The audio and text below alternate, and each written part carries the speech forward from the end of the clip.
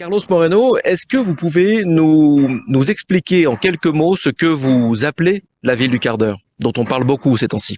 Merci beaucoup, Eloi, pour cette présence au 5e anniversaire des ODD et bravo. Et la ville du quart d'heure, par rapport aux ODD, c'est lutter pour le climat, donc ODD numéro 11. C'est également pour des villes plus sûres, plus résilientes, plus durables, l'ODD numéro 11, mais c'est globalement chercher une ville plus apaisée, avec une meilleure qualité de vie et dans lesquelles la mobilité, on ne va pas les subir comme aujourd'hui, mais on va plutôt les choisir. On s'attaque à la racine pour des mobilités qui sont soit un véhicule individuel polluantes, soit dans les transports des masses qui aujourd'hui sont difficiles avec le Covid. Et ce concept, il cherche à offrir dans un rayon d'un quart d'heure à pied ou en vélo l'ensemble des services essentiels qu'on peut désirer pour permettre donc d'avoir une ville plus apaisée. C'est plutôt une ville polycentrique, la rupture avec un centre et des lieux spécialisés pour ouvrir la ville un peu partout et avoir des services un peu partout. Ce n'est pas du tout mon village à moi dans lequel je suis confiné, c'est tout au contraire, plein de services partout dans la ville où je peux passer des proches en proches par des mobilités douces. J'imagine que pour la mise en place de cette ville du quart d'heure, il faut que tout le monde puisse se parler autour d'une table. Évidemment, les élus, les associations, les commerçants, c'est pas si évident que ça. Aujourd'hui, ce concept avec des quarts d'heure, il fait le tour du monde et c'est dans le monde entier où on a installé un débat concernant la manière de la concrétiser à l'heure du changement climatique et à l'heure de la menace du Covid. Qu'est-ce qu'on observe?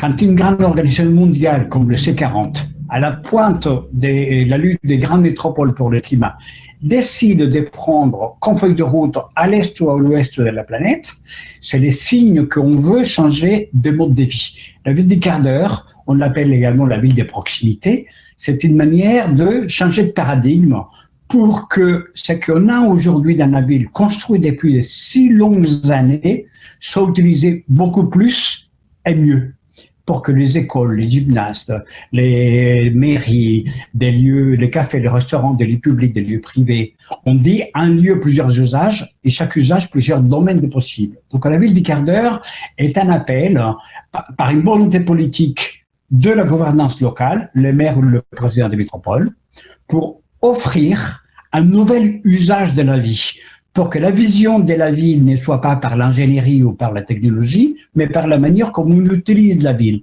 Et donc, ça signifie qu'effectivement, on va faire une proximité heureuse pour rendre plus fluide l'ensemble de la ville. Oui, nous avons besoin d'un dialogue avec les différents acteurs de la ville. Et quand j'ai écrit sur ce concept-là la première fois, il y a bientôt 6 ans, on m'a dit c'est une utopie, jamais on travaillera près de l'endroit où on vit. La Covid a montré même en 72 heures, qu'il fallait travailler autrement. Et même il y a beaucoup d'entreprises très importantes au niveau national et mondial qui ont dit, maintenant l'exception c'est venir au bureau et la règle ça sera travailler à distance. Donc on veut régénérer la manière de vivre dans la ville et ça passe effectivement par un mouvement de beaucoup d'acteurs, mais ils sont déjà au rendez-vous. Rien que la manière de travailler, elle est lourdement mise en question et je m'en réjouis.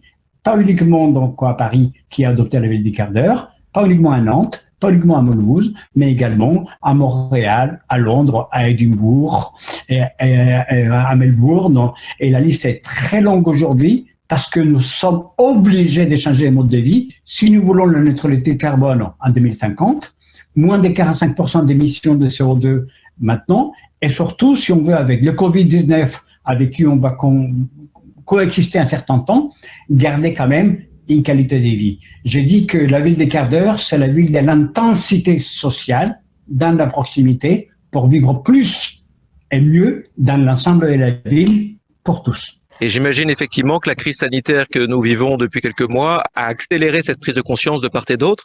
Les prochaines étapes pour renforcer cette accélération, si je puis dire, ça va se passer de quelle manière ?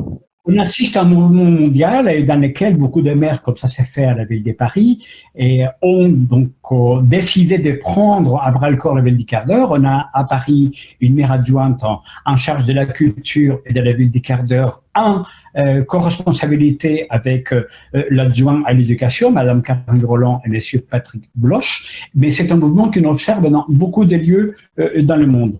Et même au-delà, il y en a aujourd'hui ce qu'on appelle les plans d'ordonnancement territorial, l'équivalent d'un PLU, qui est maintenant inscrit dans la politique de la ville pour les 5 années à venir ou plus, la proximité comme un élément structurant d'un projet urbain. Parce que autour des politiques de proximité, ça veut dire qu'on va faire de la végétalisation, on va apaiser les rues, on va changer les centres de circulation, on va éliminer les voitures diesel, on va offrir des aires de jeu pour des enfants à la place des rues, on va installer des lieux pour que le commerce accueille d'autres fonctions comme le recyclage, pour que le gymnase et les centres sportifs accueillent d'autres activités. Donc on est rentré dans une période extrêmement intéressante et pour moi extrêmement je suis très heureux, qui est celle des master plans de la ville du quart d'heure. Il y a beaucoup de villes qui nous sollicitent. Et cet après-midi, je vais participer en Angleterre à l'Académie de l'architecture à une réunion mondiale. Quelle feuille de route pour les quarts d'heure? C'est la preuve aujourd'hui qu'il y a une volonté de inscrire de la durée, donc avec une programmatique, la ville du quart d'heure, parce que c'est pas une baguette magique, c'est pas quelque chose qui du jour au lendemain change la ville. Je le dis souvent, c'est l'invitation à un voyage. Donc c'est une construction qui ça va se faire dans le temps, mais c'est surtout la mutation par rapport à un nouveau paradigme, vivre avec ce qu'on a beaucoup plus et mieux pour résister au changement climatique et pour vivre autrement avec des nouvelles maladies urbaines.